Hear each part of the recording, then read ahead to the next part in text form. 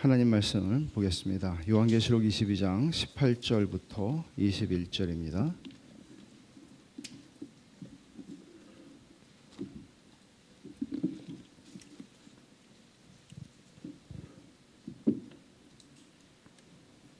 제가 읽겠습니다.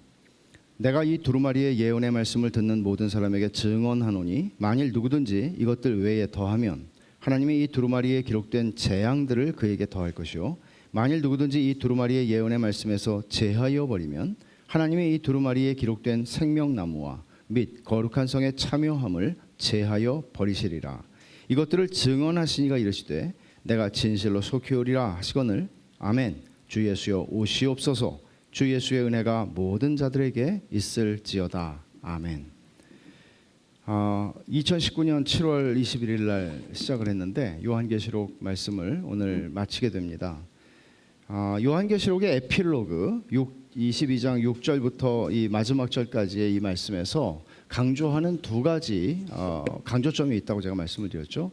하나는 예언의 말씀의 신실함, 참됨, 그리고 또 하나는 주님의 재림의 임박함이라고 하는 두 주제가 오늘 이 본문 18절부터 21절에도 여지없이 그대로 드러나 있는데, 먼저 18절과 19절에서는 하나님의 말씀, 이 예언의 말씀의 신실함, 참됨이 강조되고 있고, 또 20절에서는 주님의 재림의 임박함을 주님 자신의 약속으로 말씀하고 있고, 또 요한이 그것을 받아서 응답하여 기도합니다. 아멘. 주 예수여 오시옵소서. 그리고 마지막으로 21절에서는 주 예수의 은혜가 모든 자들에게 있을지어다. 아멘. 함으로써 이 요한계시록 전체가 하나의 서신의 형식으로 쓰여진 편지죠. 편지의 통상적인 그 마지막 인사를 쓰고 있습니다. 먼저 이 독자, 우리가 독자라고 이해를 할 수도 있지만 사실은 청자들입니다. 듣는 사람들입니다. 우리는 지금 성경을 다 개별적으로 가지고 있고 읽을 수 있지만 사실은 이 말씀은 들려졌던 말씀들입니다. 그래서 이 청자들, 처음에 청자들은 18절 19절 이 마지막 부분에서 굉장히 무서운 경고의 말씀을 듣습니다. 그것이 18절과 19절이죠. 내가 이 두루마리의 예언의 말씀을 듣는 모든 사람에게 증언하노니, 지금 모두가 듣고 있습니다. 이 말씀을 모두가 듣고 있는데, 말하자면 교회 공동체 안에 있는 사람들을 향해서 지금 말을 하는 것입니다. 만일 누구든지 이것들 외에 더하면 하나님이 이 두루마리에 기록된 재앙들을 그에게 더하실 것이요. 여러분, 얼마나 많은 재앙들이 나왔습니까? 이 모든 재앙들이 하나도 빠지지 않고 그 사람에게 다 더하여질 것이라고 말합니다. 그리고 만일 누구든지 이 두루마리의 예언의 말씀에서 제하여 버리면, 빼면, 무엇인가를 제거하면 하나님이 이 두루마리에 기록된 생명나무와 및 거룩한 성의 참여함을 제하여 버리시리라. 구원을 누릴 수 없게 된다는 말씀을 합니다. 하나님의 말씀에 어떤 것도 가감하지 마라. 너희 뜻에 맞추어서 하나님의 말씀을 수정하거나 변경할 수 있다고 생각하지 마라 하는 말씀입니다. 이 두루마리의 예언의 말씀이라고 얘기하잖아요. 여기서 어디에다가 더하거나 빼는 것인데 어디예요? 그게 이 두루마리의 예언의 말씀이에요. 이것은 직접적으로 요한계시록을 가리키는 말씀이에요. 직접적으로. 그러니까 성경 전체를 가리키기보다는 이 두루마리, 이 지금 두루마리로 이제 해서 보낼 거 아닙니까?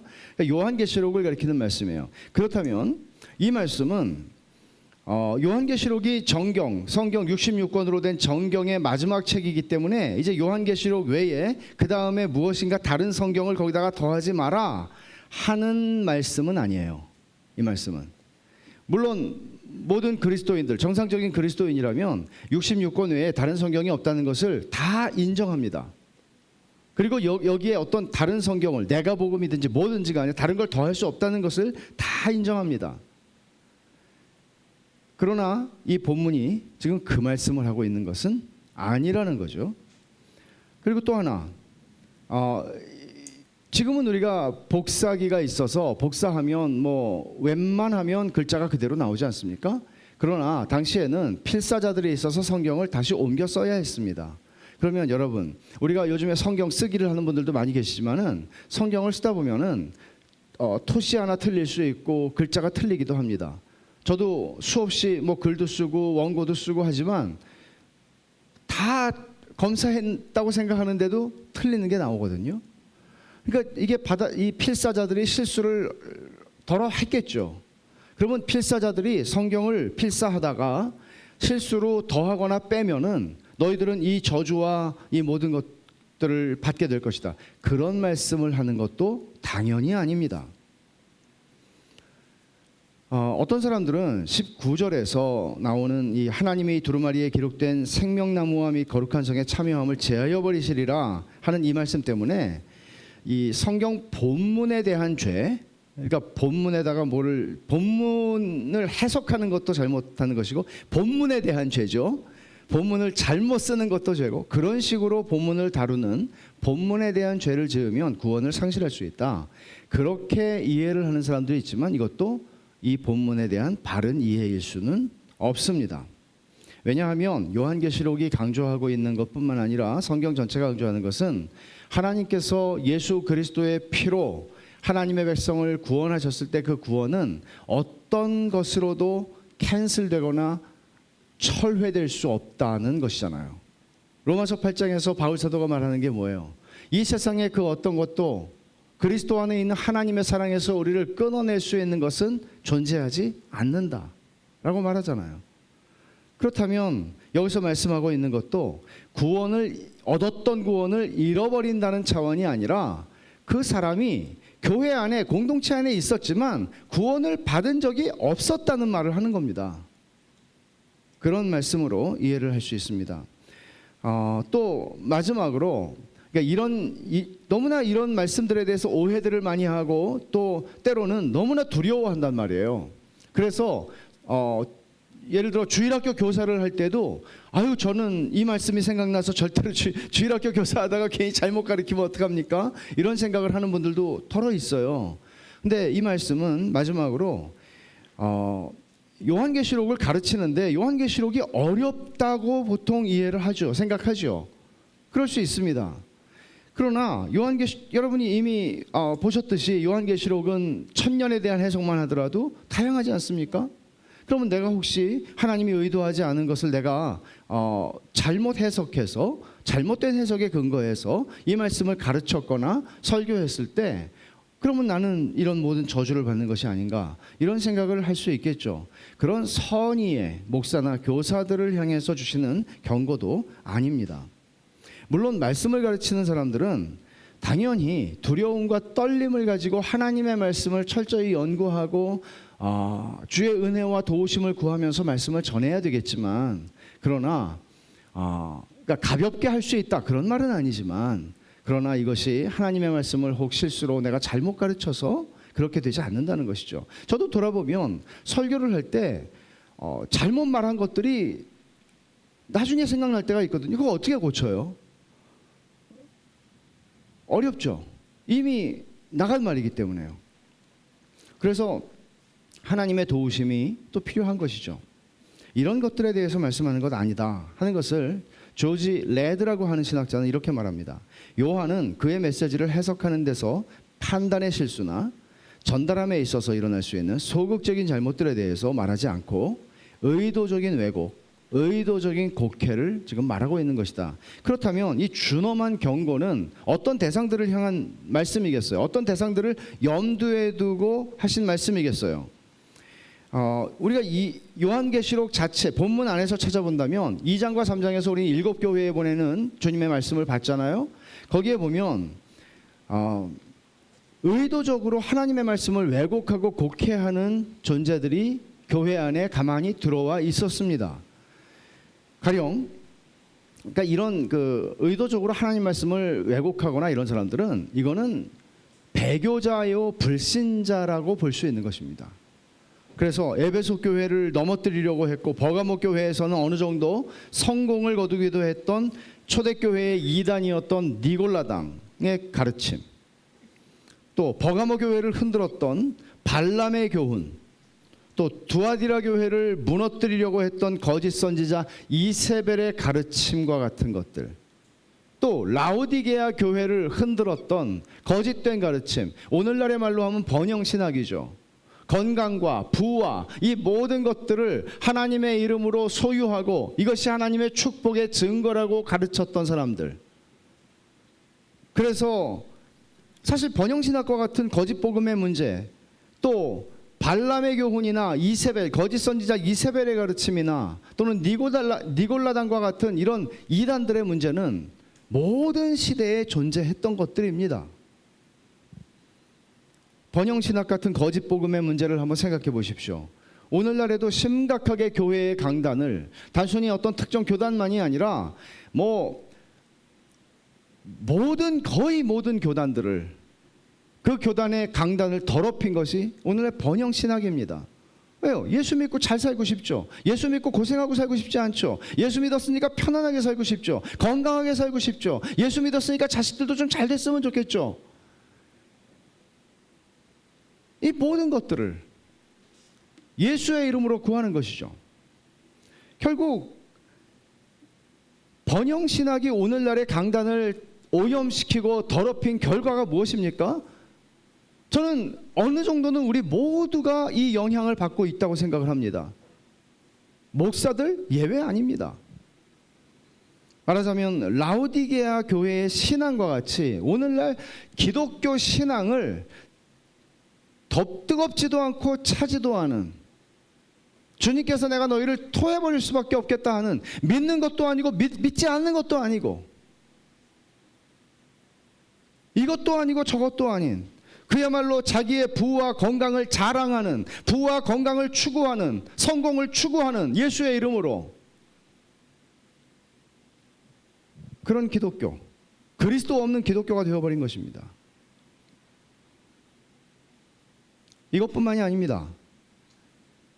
이 두루마리의 예언의 말씀을 의도적으로 왜곡하여서 수많은 교회를 흔들어댔고 많은 사람을 미혹하고 지금도 버젓이 활동하고 있는 신천지와 같은 이단, 정확하게 여기에 떨어지는 대상들입니다. 예수님 당시에 유대교회는 바리새인과 서기관들이 있었습니다. 바리새인들은 구원을 받기 위해서 인간의 행위를 성경에 더한 사람들이었습니다. 사두개인들은 초자연적인 걸 믿지 않았기 때문에 천사도 부인했고 부활도 부인했습니다. 성경에서 그런 초자연적인 요소들을 제거한 사람들이었습니다. 여기에 해당하는 사람들입니다. 이 두루마리의 예언의 말씀을 폭넓게 해석한다면 성경으로 해석할 수 있으니까요. 뿐만 아니라 역사 속에서 안식교의 창시자였던 엘렌 화이트나 몰몬교의 창시자인 조셉 스미스, 이런 사람들은 전부 다 하나님의 말씀에서 무엇인가를 더하던가 무엇인가를 뺀 사람들입니다.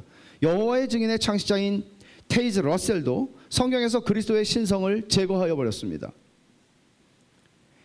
말하자면 이 본문이 말하고 있는 것은 성경에서 의도적으로 성경을 왜곡하거나 성경을 곡해하거나 성경에 무엇인가를 추가하거나 성경에서 무엇인가를 제거하는 것입니다. 성경을 내가 내 입맛에 맞춰서 변개할 수 있고 수정할 수 있고 고칠 수 있다고 생각하는 것이죠. 여러분, 사실 무서운 것은 이런 어떤 이단의 창시자들, 예를 들어서 자칭 이세벨이라 하는 그 존재, 본명은 아니었겠죠. 니골라당, 발람의 교훈, 이런 것들을 만들어낸 어떤 우두머리들이 있겠죠. 그러나 문제는, 무서운 건 뭔가 하면 이 사람들을 추종하는 사람들이 있다는 것이죠. 여러분, 하나님께서 그러면 이 사람들을 추종한 사람들은, 야, 너희들은 모르고 좀 몰라서 그런 거니까 너희들은 괜찮아, 하나님께서 그렇게 하시지 않는다는 겁니다.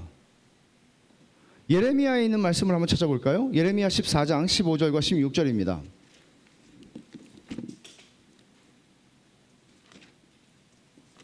예레미야 14장 15절 16절입니다. 그러므로 내가 보내지 아니하였어도 내 이름으로 예언하여 이르기를, 이 거짓 선지자들입니다. 하나님이 안 보냈는데 자기들은 내 이름으로, 하나님의 이름으로 예언하는 겁니다. 칼과 기근이 이 땅에 이르지 아니하리라 하는 선지자들에 대하여 여호와께서 이와 같이 말씀하셨노라. 그 선지자들은 칼과 기근에 멸망할 것이요. 그러니까 이 사람들이 전했던 게 소위 샬롬의 메시지, 번영신학입니다. 예루살렘이 이제 풍전등화가 같고 하나님께서 예루살렘의 멸망을 선언하셨습니다. 예레미야 선지자는 예루살렘이 멸망할 것이라고 지금 선포하고 있습니다. 그러나 거짓 선지자들은 샬롬, 사람들이 듣기 좋아하는 말이죠. 아유, 이거 아무것도 아니에요. 이제 하루 푹 자고 나면 날 거예요. 제가 음성을 들었는데 하나님이 날 거래요. 또는 암에 걸렸지만, 아니 걱정하지 마세요, 하나님 말씀하셨어요. 내가 지금 기도해 드릴 테니까 하나님이 고쳐주실 거예요. 경제적으로 실패했어요.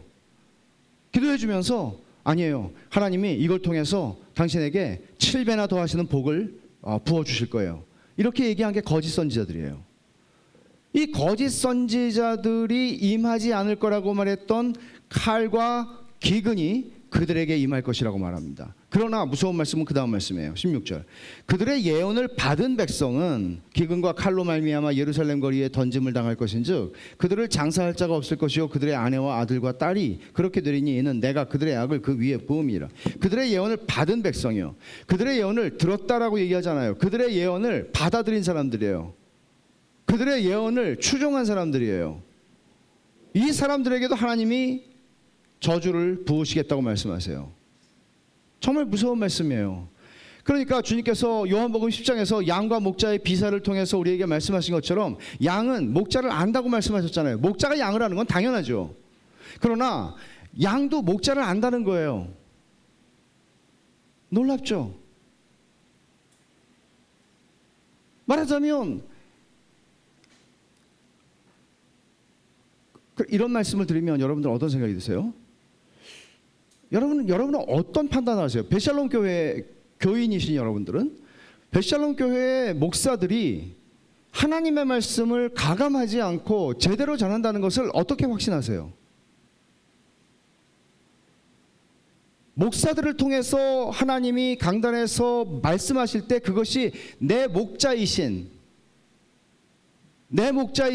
주님의 음성이라고 여러분들은 어떻게 확인하세요? 만약에 여러분들이 누가 말하니까 사람들이 추천을 하니까가 아니고 여러분들이 그것을 확인할 수 없다면 여러분들은 위험한 거예요.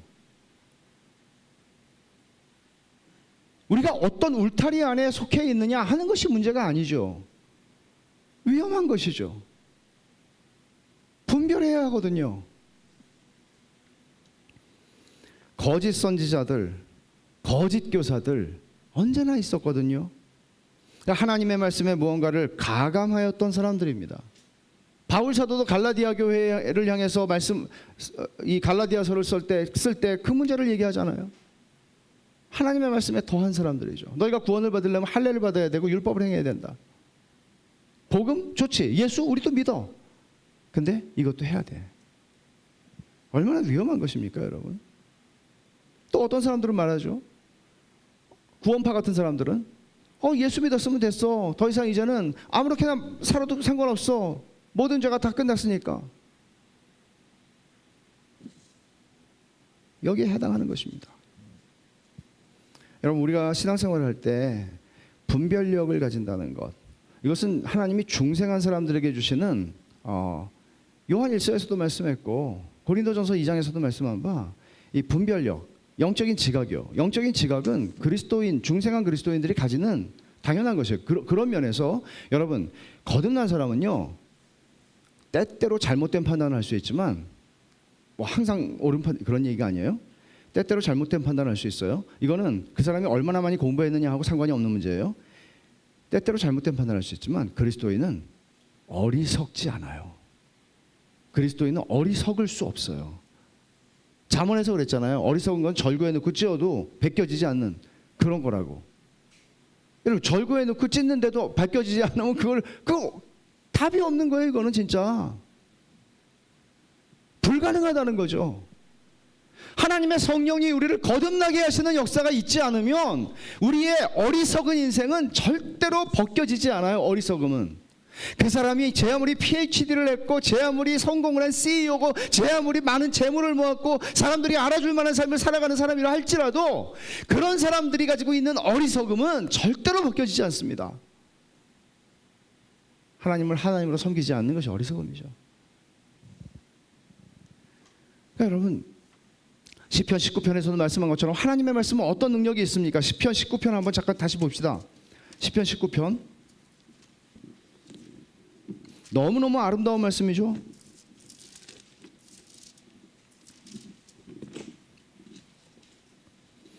7절부터 제가 몇 절을 읽겠습니다. 여호와의 율법은 완전하여 영혼을 소성시키며 여호와의 증거는 확실하여 우둔한 자를 지혜롭게 하며 여호와의 교훈은 정직하여 마음을 기쁘게 하고 여호와의 계명은 순결하여 눈을 밝게 하도다. 여호와를 경외하는 도는 정결하여 영원까지 이르고 여호와의 법도 진실하여 다 의로우니 금 곧 많은 순금보다 더 사모할 것이며 꿀과 송이꿀보다 더 달도다. 지혜로운 자보다 더 지혜롭게 합니다. 노인보다 더 성숙하게 합니다. 하나님의 말씀이에요. 그러니까 여러분, 거듭난 사람들이 기본적으로 영적 지각을 가집니다. 그 영적 지각은 어떻게 해서 점점 더 선명해지나요? 하나님의 말씀을 통해서요. 하나님의 말씀을 통해서 그것은 점점 선명해지는 것이죠. 그래서 여러분, 분별력과 신령한 지혜로 행하지 않으면 안 되는 이유가 있어요. 여러분, 요즘같이 유튜브에서 우리가 뭐 필요한 정보가 있으면 다 유튜브를 일단 보잖아요. 저도 미국에 살 때 뭐 고장이 나면 집에 고치는 능력이 정말 무능하다시피 예수 잘 믿어도 그런 능력은 잘 안 생긴다고 생각해요. 뭐 예수 잘 믿는 건 아닌 것 같은데, 여튼 고치는 사람 부르면 돈 많이 들잖아요. 그럼 어떻게 해요? 유튜브를 보는 거예요. 그럼 거기 어떻게 하는지 다 이게 나오잖아요. 따라 하는 거예요. 근데 문제는 뭔지 아세요? 그런 건 유용하죠. 하나님의 말씀을 배우는데 유튜브를 보기 시작해요. 지난주에도 제가 아는 한 형제가 미국에서 이 영상이 괜찮아 보이긴 하는데 안 괜찮은 건지는 잘 모르겠고, 그래서 좀 판별을 해달라고 저한테 보냈어요. 정말 어려워요. 묘하고 아주 다 틀렸다 이렇게 말할 수 없을 만큼 아슬아슬하게 줄타기를 하는 것처럼 가요. 그러나 굉장히 위험한 얘기를 하고 있어요. 그런 것들이 얼마나 많은지, 또 그걸 하나를 보기 시작하면 죄다 또 그게 뜨잖아요. 그러면 결국 여러분, 이 인공지능이라는 게 우리를 그런 방식으로 얼마나 데리고 가는지 알 수가 없어. 얼마나 위험한지 몰라요. 그러니까 여러분들이 유튜브에서 성경 지식을 얻고 제가 올리는 거 말고 모르는 분들 걸 볼 때는 확인은 하셔야 되는 거죠. 확인은 하셔야 되는 거죠. 어리석게 갈 수 있다는 것입니다. 근데 이 경고가 그리스도인의 최종 권위가 무엇인지를 가르친다는 의미에서 사실 되게 중요한 거예요. 왜 이 말씀을 이 마지막에 넣었을까? 이단 조심에 단순히 그런 말씀만은 아니라 하나님의 말씀이라고 하는 것이 그리스도인의 최종적이고 궁극적인 권위라는 것을 지금 가르치고 있는 것입니다. 여러분, 우리가 새 예루살렘의 시민으로 이제 살아가는 그리스도인이다 할 때 1세기의 그리스도인들이 이제 이 말씀을 통해서 우리는 새 예루살렘에 속한 시민이구나 하는 걸 확인해요. 그러면 새 예루살렘의 시민은 어떤 법으로 살아가지? 그 나라에도 법이 있을 텐데 그게 여기에 기록된 하나님의 말씀이라는 거죠. 법을 여러분 마음대로 고치실 수는 없잖아요. 예를 들어서 내 차가 너무나 잘 나가는 차인데 나는 고속도로 상한 제한 속도를 나는 한 170 정도로 좀 바꾸고 싶다. 내 차가 너무 잘 나가서. 그렇게 바꿀 수는 없잖아요. 법을 여러분이 바꾸시려면 국회의원이 되셔야 되잖아요.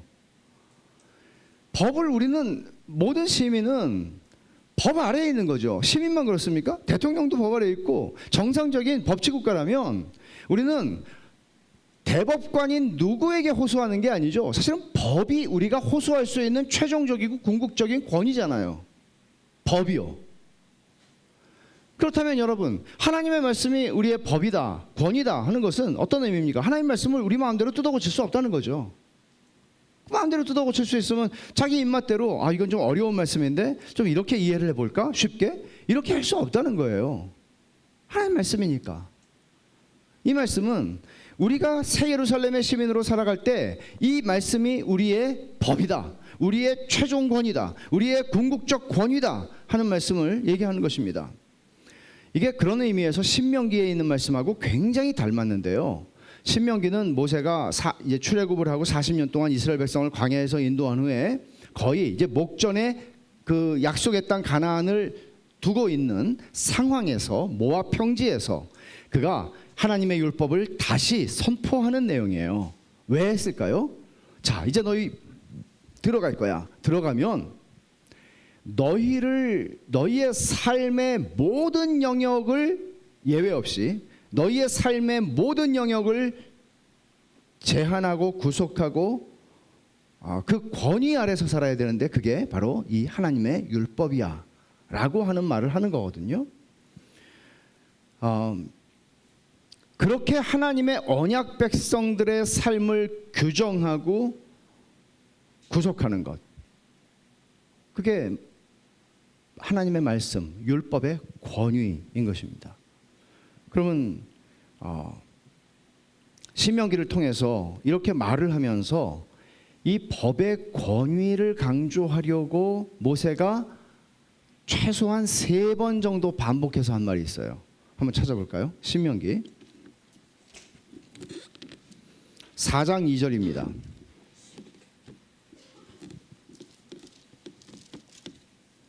4장 2절 제가 읽습니다. 내가 너희에게 명령하는 말을 너희는 가감하지 말고 내가 너희에게 내리는 너희 하나님의 여호와의 명령을 지키라. 가감하지 말래요. 내가 너희에게 지금 하는 명령이 하나님 말씀이야. 그러니까 가감하지 마. 여기다 붙이지도 말고 빼지도 마. 유대인들은 무지하게 붙였습니다. 수백 가지를 여기다가 붙여놨습니다. 또 신명기 12장 32절을 봅시다. 신명기 12장 32절 내가 너희에게 명령하는 이 모든 말을 너희는 지켜 행하고 그것에 가감하지 말지니라. 끝으로 29장을 가보세요. 29장 19절과 20절입니다. 이 저주의 말을 듣고도 심중에 스스로 복을 빌어 이르기를 내가 내 마음이 완악하여 젖은 것과 마른 것이 멸망할지라도 내게는 평안이 있으리라 할까 함이라. 여호와는 이런 자를 사하지 않으실 뿐 아니라 그 위에 여호와의 분노와 질투의 불을 부으시며 또 이 책에 기록된 모든 저주를 그에게 더하실 것이라. 여호와께서 그의 이름을 천하에서 지워버리시되. 이게 무슨 말이에요? 지금 축복과 저주의 말씀을 이 신명기 28장에서 쭉 했어요. 그런데 이렇게 하면 너희들은 저주받는다. 다시 보세요. 신명기 28장 15절을 한번 보세요. 내가 만일 내 하나님 여호와의 말씀을 순종하지 아니하여 내가 오늘 네게 명령하는 그의 모든 명령과 규례를 지켜 행하지 아니하면 이 모든 저주가 네게 임하여 네게 이를 것이니 그랬어요. 근데 이렇게 말을 했는데 뭐라고 한다는 거예요? 이 저주의 말을 들었어요. 심중에. 근데 스스로 말하기를 다른 사람들한테 말하진 않았어요. 자기 스스로 말하기를 내가 내 마음이 완악하여 젖은 것과 마른 것이 멸망해도 그러니까 젖은 것과 마른 것이 그러니까 불 탈 만한 것만 불타는 게 아니고 불 안 탈 만한 것도 다 타고 다 없어져도 내게는 평안이 있어. 나 괜찮아. I'm okay. 나는 괜찮아. 여러분 이렇게 말하는 사람들에게 저주가 있을 거라고 말하는 거예요. 그러니까 하나님이 그렇다고 그러면 그렇다는 거예요. 법이 110km를 초과했습니다. 그러면 초과한 거예요. 5km를 초과했어도 뭐라고 말할 수는 없어요. 그렇잖아요. 이게 왜 신명기에서 모세가 이런 말씀들을 반복해서 말하는 것이겠습니까? 이게 어떤 대상들을 향해서 말하는 것일까요? 신명기 4장 3절을 보면 4장 2절에서 아까 우리가 읽은 말씀이잖아요. 4장 3절을 보면 이렇게 말해요. 여호와께서 바알보올의 일로 말미암아 행하신 바를 너희가 눈으로 보았거니와 바알보올을 따른 모든 사람을 너희 하나님 여호와께서 너희 가운데서 멸망시키셨을 때 이스라엘 백성이 모압에 이르러서 거기서 음행을 저지르고 바알을 섬겼던 이 우상 숭배를 했던 이스라엘 역사에 아주 잊혀질 수 없는 대배교의 사건이 바알보올의 사건이죠. 이 사건을 가리켜서 지금 말씀하는 거죠. 말하자면 이런 거예요. 우리 구원 받았잖아. 우리 지금 출애굽했잖아. 이제 가나안이 이 모압 땅만 지나가면 가나안이잖아. 괜찮아. 너는 나 외에 다른 신을 내게 두지 말지니라. 괜찮아. 이렇게 말한다는 거죠. 여러분, 제가 아까 말씀을 드렸죠. 의도적으로 왜곡하고 하나님 말씀을 곡해하는 이단이나 이런 사람들 직접적으로. 그러나 두려운 것은 뭔가 하면 하나님이 이렇게 말씀을 하시는데 괜찮아. 그거 모르는 사람이 어디 있어. 그 말씀. 그래도 먹고 살아야 되잖아. 이거예요. 괜찮아. 그런데 그렇게 한다고 복 받아? 이거 놓치면 기회 안 와. 이런 거예요. 그래서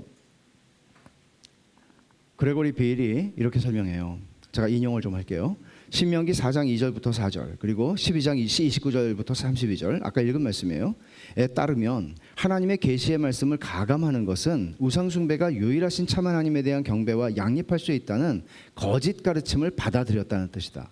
금송아지 사건으로 바알보올 사건에 이르기까지 이스라엘은 다른 신을 숭배하는 일에 가담하게 되는 유혹에 직면했다. 이런 거짓 가르침은 결국 하나님의 율법을 더하는 일이 된다. 나아가 그것은 하나님의 율법을 제하는 것과도 동등하다. 왜냐하면 그것은 우상 숭배를 금하는 실정법을 위반하고 결과적으로 그 율법의 타당성을 무효화하기 때문이다. 이는 단순한 일반적인 불순종이 아니라 명기된 말씀에 관한 거짓된 가르침이고 이 미혹한 가르침을 따르는 것이다.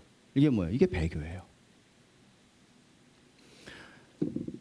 신명기에서 사용된 경고의 용례가 오늘 이 본문 18절 19절에서도 동일하게 요한계시록에서 다 같은 용례로 지금 사용이 되고 있는 것이에요. 그러니까 요한은 두루마리의 예언의 말씀을 지금 자기가 환상을 보고 계시를 받은 대로 쭉 썼습니다. 그리고 말하는 거죠. 이거는 하나님의 말씀이야. 이거는 가감할 수 없어. 여러분 세상에 어떤 사람이 자기가 한 어떤 왕이라고 할 왕들은 그런 사람도 있었겠죠. 과거에 내가 하는 말을 뭐 가감하지 마. 뭐 가감하면 여러분 근데 어떤 사람이 이런 주장을 할 수 있겠어요? 현대 사회에서. 요한이 지금 말하는 것은 이거는 하나님의 말씀이다. 내 말이 아니고 이건 하나님의 말씀이다. 그런 강조를 하는 것이고요. 또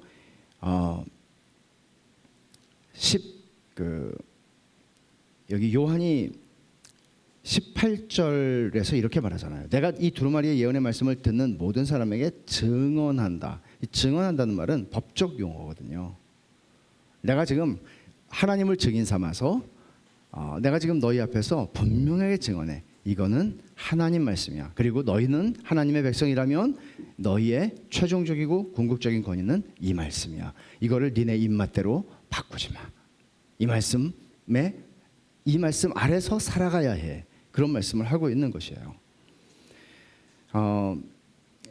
이 말씀이 되게 무서운 말씀이에요. 왜냐하면 여기 기록된 재앙을 다 그에게 더하시겠다. 또 생명나무와 거룩한 성의 참여함을 제하여 버리시겠다. 이 처벌 규정이 굉장히 무섭기 때문인데요. 데니스 존슨이라고 하는 신학자는 이런 설명을 합니다. 이 신적인 증거는 그러니까 하나님이 직접 증거하시는 거죠. 이 신적인 하나님 말씀이란 얘기예요. 이 신적인 증거는 장난의 대상이 될 수 없다.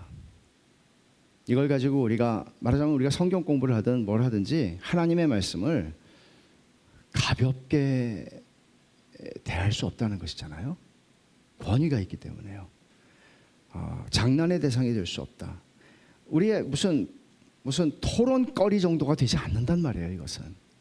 그리고 그는 말합니다. 하나님께서 질투하실 만큼 당신의 사랑받는 신부를 마귀의 거짓말로부터 보호하시는 것이 당신의 말씀을 통해서 할 수 있는 것이기 때문에 그 말씀의 진정성을 하나님은 질투하실 만큼 강력하게 보호하신다. 자, 우리를 사랑하시는 하나님께서 우리가 다른 거짓된 가르침에 미혹되지 않게 하시기 위해서 하나님이 뭘 사용하세요? 하나님이 말씀을 사용하세요. 그렇기 때문에 이 말씀이 이렇게 바뀌고 저렇게 바뀌면 여러분 제가 어디 집회 갔을 때 어딘가 호텔에 있을 때 기독교 텔레비전을 좀 잠깐 봤어요. 아침 먹으면서. 근데 CBS인가? 제가 정확히 모르겠어요. CBS인지 CTS인지 모르겠는데 어느 교회 목사인데 이단이 저리 가라 할 만큼 이단적인 가르침을 설교하고 있는 거를 제 눈으로 봤어요. 이단이에요. 근데 멀쩡한 기독교 TV에서 설교를 해요. 돈 주니까. 그 안에 있는 회중들을 카메라가 비추더군요. 열심히 써요. 그 열심을 따라갈 수 없을 거예요 아마. 얼마나 비참해요.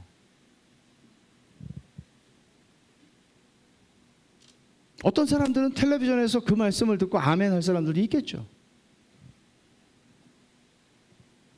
두려운 일입니다.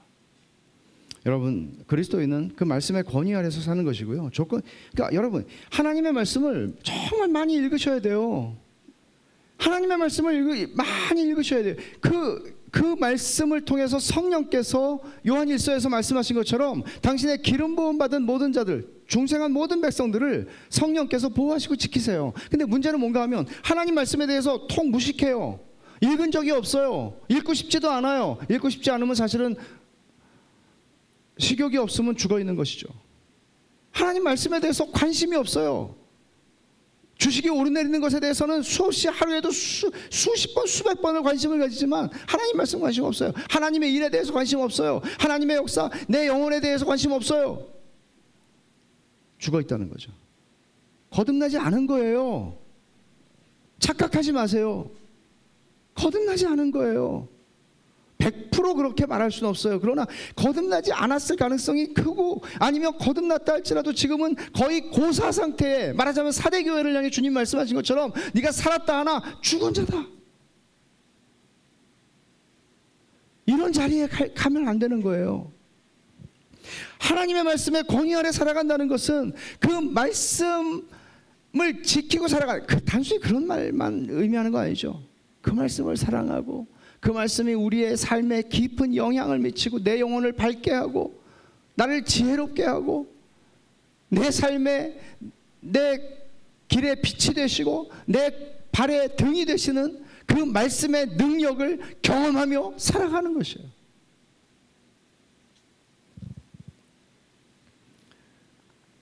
어떤 불이익과 고난이 닥친다고 해도, 어떤 조건 속에서도 우리는 하나님의 말씀의 권위 아래에서 살아가는 것입니다.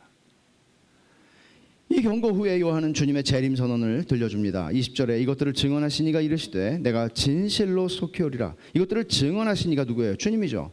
1절에 요한계시록 1장 1절에 어떻게 시작했어요? 예수 그리스도의 계시라. 증언이라고 하는 말도 다시 법적인 용어를 쓰는 거예요. 이게 법적인 효력이 있다는 것을 지금 말씀하고 있는 것이죠. 그리고 내가 진실로 속히 오리라고 주님이 말씀하세요. 이 말씀은 요한계시록에 주님이 이 에필로그에서 3번 내가 재림 다시 오겠다, 속히 오겠다 말씀하시는데 3번 중에서 마지막 말씀이기도 하고, 또 요한계시록의 클라이맥스라고 할 수 있어요. 내가 진실로 속히 오리라. 근데 이 말씀은 17절에서 성령과 신부가 말씀하기를 오라 하시는도다. 제가 이 오라가 오시옵소서, 오소서라고 해석할 수 있다고 말씀드렸죠.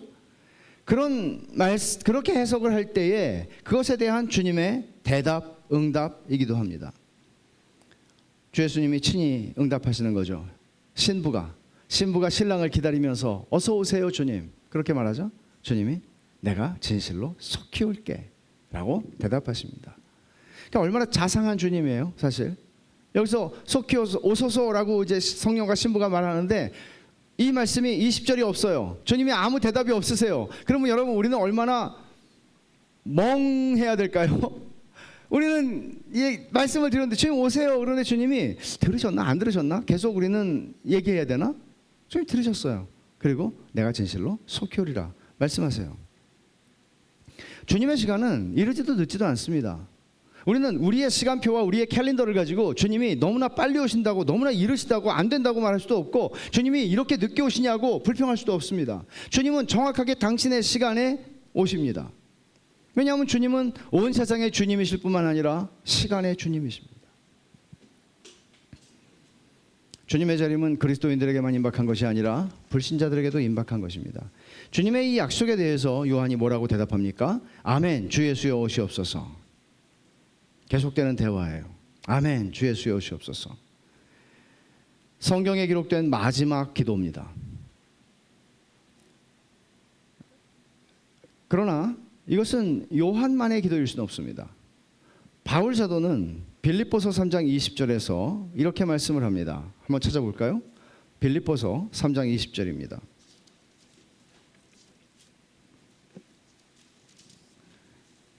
그러나 우리의 시민권은 하늘에 있는지라 거기로부터 구원하는 자곧 주 예수 그리스도를 기다리노니 그는 만물을 자기에게 복종하게 하실 수 있는 자의 역사로 우리의 낮은 몸을 자기 영광의 몸의 형체와 같이 변하게 하시리라. 요한계시록을 읽지 않았을 거예요. 바울은 당연히 그 전에 죽었으니까. 근데 우리 시민권은 하늘에 있다고 그래요. 자기는 새 예루살렘의 시민이라고 말을 해요. 우리 그리스도인들은 새 예루살렘의 시민이라고 말을 해요. 그러면서 새 예루살렘의 시민이니까 당연히 거기로부터 구원하는 자 곧 주 예수 그리스도를 기다리는 거죠. 그가 오시면 만물을 자기에게 복종하게 하실 수 있는, 네로 황제를 복종하게 하실 수 있는, 이 세상의 모든 것들을 복종하게 하실 수 있는 그런 역사를 주실 것이고 우리의 낮은 몸을 자기 영광의 몸의 형체와 같이 변하게 하시리라. 채찍질을 당하고 매를 맞고 상하고 지치고 노쇠해진 그런 우리의 몸을, 썩어질 수밖에 없는 우리의 몸을 영광의 몸으로 변하게 하실 것을 그는 바라봅니다. 여러 곳에서 바울 사도는 이런 표현들을 쓰고 있죠. 바울과 요한뿐이겠습니까? 그리스도인은 주님의 재림을 갈망하고 기다리는 사람들 아닙니까? 이것이 신약 성경이 우리에게 가르치는 그리스도인의 정의입니다. 요한계시록이 쓰여지던 1세기 말 소아시아의 성도들을 한번 생각해 보세요. 매일 황제 숭배의 압력 속에서 살아갑니다. 유대교의 비열한 공격 속에서 마음이 상합니다. 세상에서 적당히 타협하며 신앙생활 할 수 있다고 가르치는 니골라당이나 이세벨의 가르침이나 이런 거짓된 가르침들을 분별해야 했고 그것들을 직면하고 싸우고 거절해야 했습니다.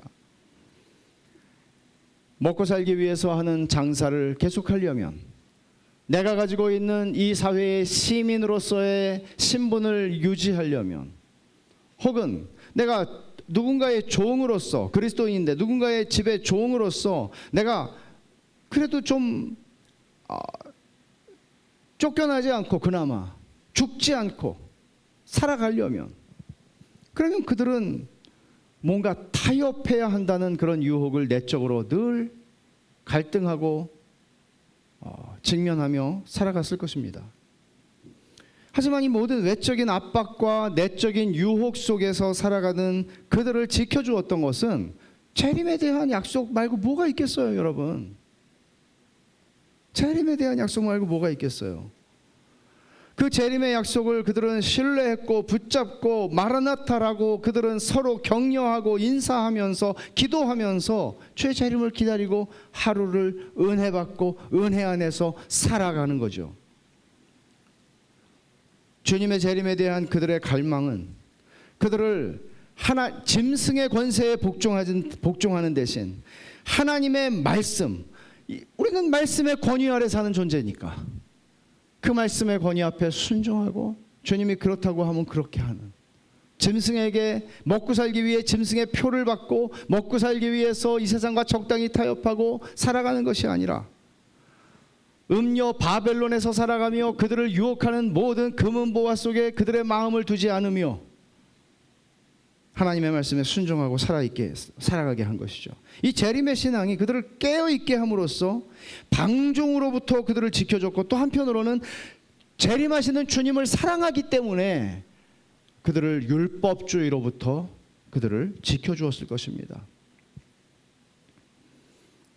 재림이라고 하는 것은 긴장이 있는 것이죠. 왜냐하면 주님의 재림을 간절히 기다리지만 한편으로는 주님이 지금 재림하시면 지금 아직 예수 믿지 않는 내 부모님, 예수 믿지 않는 내 형제들, 예수 믿지 않는 내 사랑하는 사람들을 생각하면 주님 지금은 아니죠 라고 하는, 주님 어서 오세요 하지만 지금은 아니죠 라는 긴장이 우리에게는 있습니다.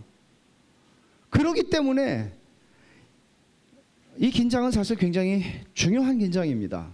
우리가 멋대로 마음대로 그냥 긴장을 풀기 위해서 주님은 내 생애에 안 오신다, 멀리 보고 천천히 가자, 그렇지 않아요. 이 긴장은 건강한 긴장이에요.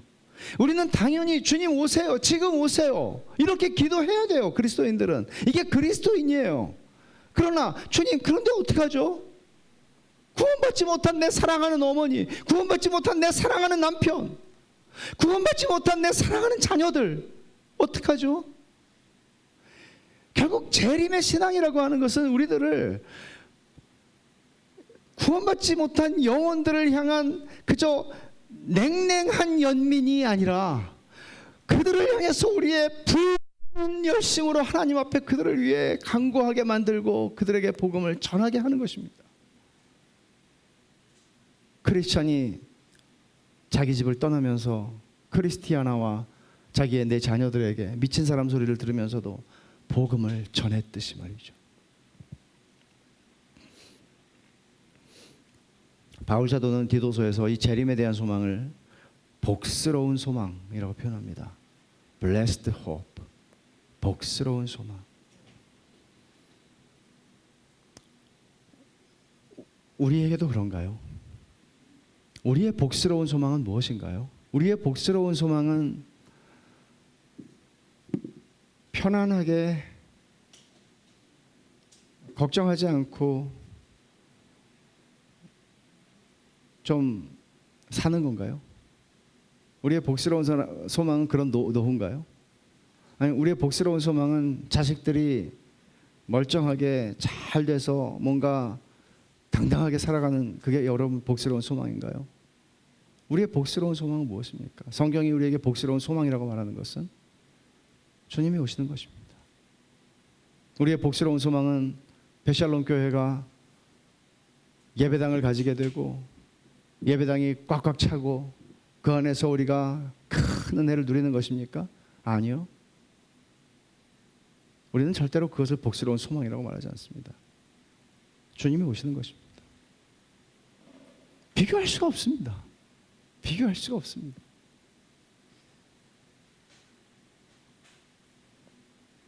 좀 일찍 은퇴한 친구들이 있거든요. 만나면 약간 스트레스를 받아요. 아, 나는 아직도 갈 길이 먼데. 주님이 오시면 제대.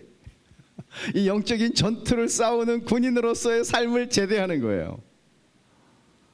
주님이 오신다는 것은 성경이 다른 것에다가 그런 복스러운 소망이라고 말하잖아요. 주님이 오시는 것. 주님이 오시는 것.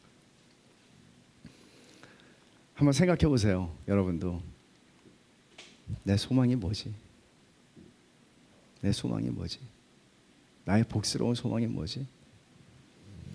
마지막으로 요한은 이 서신의 마지막 문구와 같이 안부를 전하죠. 21절 주 예수의 은혜가 모든 자들에게 있을지어다. 아멘. 이게 통상적인 서신 형식의 문안이에요. 근데 이걸 틀에 박힌 형식적 인사라고 보면 오해죠. 왜냐하면 이 의미를 우리가 이해하면 그리스도인에게 이거보다 더 놀랍고 영광스러운 인사는 없을 테니까요. 주 예수의 은혜가 모든 자들에게 있을지어다. 여러분, 이거보다 복된 게 어디 있어요? 우리가 축도가 이 내용을 포함하고 있잖아요. 주 예수의 은혜가. 여러분, 요한은 다른 어떤 것들을 다 놓고 은혜를 지금 말하고 있죠. 마지막으로 주님께서는 너희는 이기는 자가 되라 그렇게 말씀을 하셨어요. 어떻게 이겨요? 짐승의 권세 앞에, 황제의 세력 앞에, 이 음녀와 같은 바벨론이 우리를 온갖 것으로 유혹을 하는데 어떻게 이길 수 있어요? 우리 육체의 쾌락, 죄를 좋아하는 것들, 이 정욕, 그리고 이 세상 어떻게 이길 수 있어요? 여러분들이 여러분의 힘으로 그것을 이길 수 있겠습니까? 아니죠. 그리스도인은 주 예수의 은혜를 힘입어 싸워 이기는 존재들이 아닙니까? 은혜가 없다면 우리의 인내, 우리의 믿음 다 물거품이 됩니다. 우리가 스스로 내가 잘 믿어서 여기 서 있는 것 절대 아닙니다. 하나님의 은혜가 나를 여기 서게 하는 겁니다. 하나님의 은혜가 나를 오늘 이 자리에 서게 하는 거고요. 하나님의 은혜가 오늘 나를 여기까지 오게 했고요. 하나님의 은혜가 아니면 우리가 여기까지 올 수 없었던 것이죠. 주 예수의 은혜가 모든 자들에게 있을지어다라고 말합니다. 이 모든 것을 친히 겪으셨고요. 인간의 연약함을 입고 이 땅에 오셔서 이 모든 것을 다 겪으셨어요. 로마의 권세 아래 있어 보셨어요. 로마의 권세 아래서 사형 선고를 받고 죽으셨어요. 그 못된 종교인들, 바리새인과 대제사장과 이런 이 당시의 유대교의 지도자들의 그 비난과 중상모략과 이런 것들을 다 받아보셨어요. 그리고 주님은 욕을 받으시되 대신 욕하지 않으셨어요. 그리고 십자가로, 죽음으로 그 모든 것에서 승리하셨어요. 이걸 겪으셨어요. 여러분, 나만 겪는 거라고 생각하지 마세요. 주님이 겪으셨어요. 천지를 창조하신 여호와 하나님이신 성자 하나님이 그것을 겪으셨어요. 주 예수의 은혜라고 말하죠. 이 모든 것들을 겪으신 분이세요. 우리와 동일하게 내가 풀무불 가운데 들어가 있을 때 그 풀무불에서 나를 훅 건져주신 게 아니라 그 풀무불 속으로 들어오셔서 나와 함께 계시는 그 주님의 은혜가, 그걸 겪으신 분이, 그 주 예수의 은혜가. 요한은 지금도 반모섬에 유배되어 있어요. 노구를 이끌고 우리가 바라는 노후를 살지 않고 있는 겁니다. 그는 1세기의 그리스도인들, 1세기 말의 그리스도인들이 자기들이 바라는 노후, 그런 것들을 바랄 수가 없었습니다. 그들에게 말합니다. 반모섬에 있는 요한이, 주 예수의 은혜는 우리가 처해 있는 외적인 환경과 상황에 좌우되지 않는다. 주 예수의 은혜가 모든 자들에게 있을지어다. 두 가지 교훈을 적용적으로 살피고 요한계시록 전체 말씀을 맺겠습니다. 첫째, 권위의 문제입니다. 그리스도인은 성경의 권위 아래에 있는 사람이라는 정의 기억하십시오. 하나님 말씀이 우리의 최종적이고 궁극적 권위입니다. 그런 의미에서 우리는 어떤 권력, 정치적인 권력이든지 종교적인 권력이든지 어떤 지도자에게 궁극적인 권위를 부여하지 않습니다. 또 어떤 사상, 어떤 주의에도 우리는 궁극적인 권위, 최종적인 권위를 부여하지 않습니다. 그리스도인은 철저한 사회주의자이거나 철저한 자본주의자가 될 수 없습니다. 그리스도인은 철저한 정당원이 될 수 없습니다. 왜냐하면 정당이 추구하는 가치 이상의 내 삶을 좌우하는 궁극적이고 최종적인 권위에 있는 하나님의 말씀이 있기 때문입니다. 성경을 제대로 알지 못하면 아까 말씀드린 것처럼 거짓 목사들, 멀쩡히 대한예수교 장로회 합동 통합 멀쩡히 교단 간판 다 붙이고 있어도 가짜들이 수두룩한 이 시대에 하나님 말씀을 제대로, 내가 하나님 말씀을 모르면 이게 가감하는 건지 어떻게 알아요?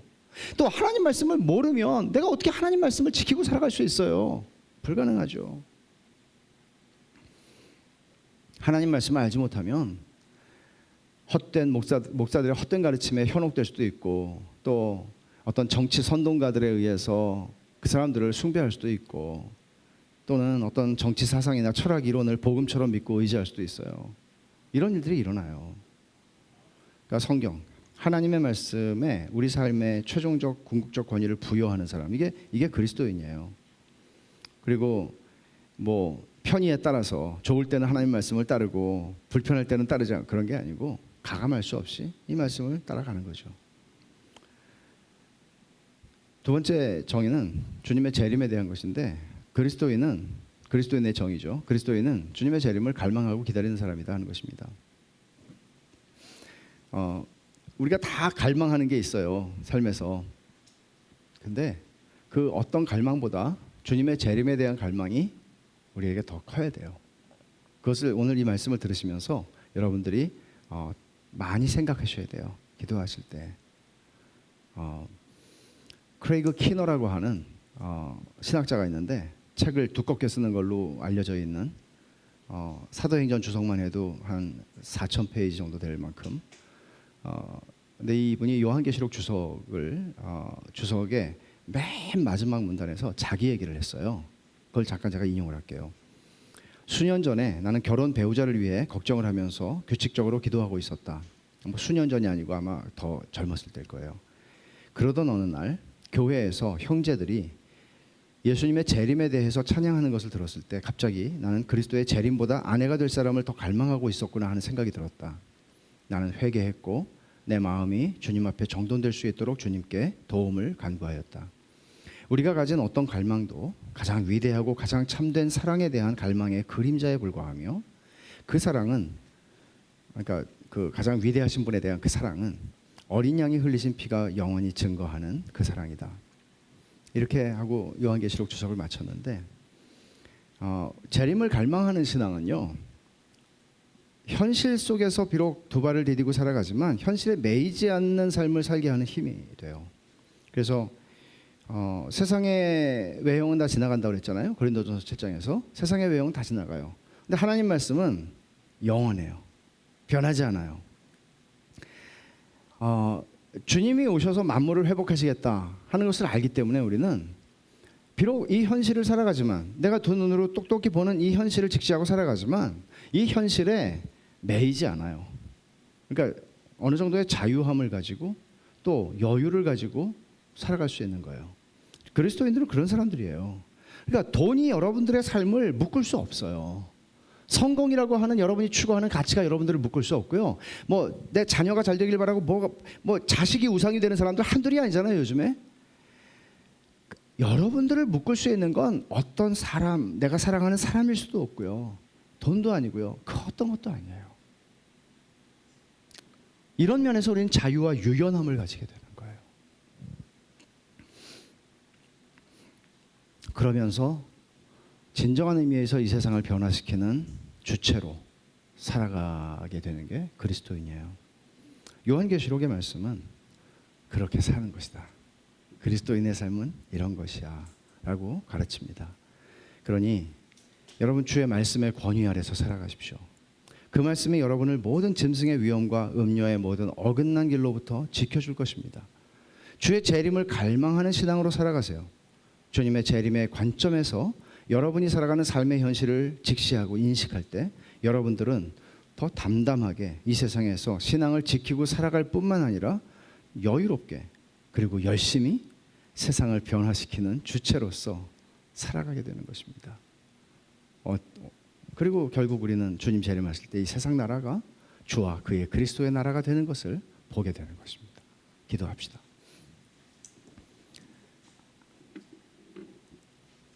여러분 이 시간에 우리 잠깐 말씀을 생각하면서 기도하십시다.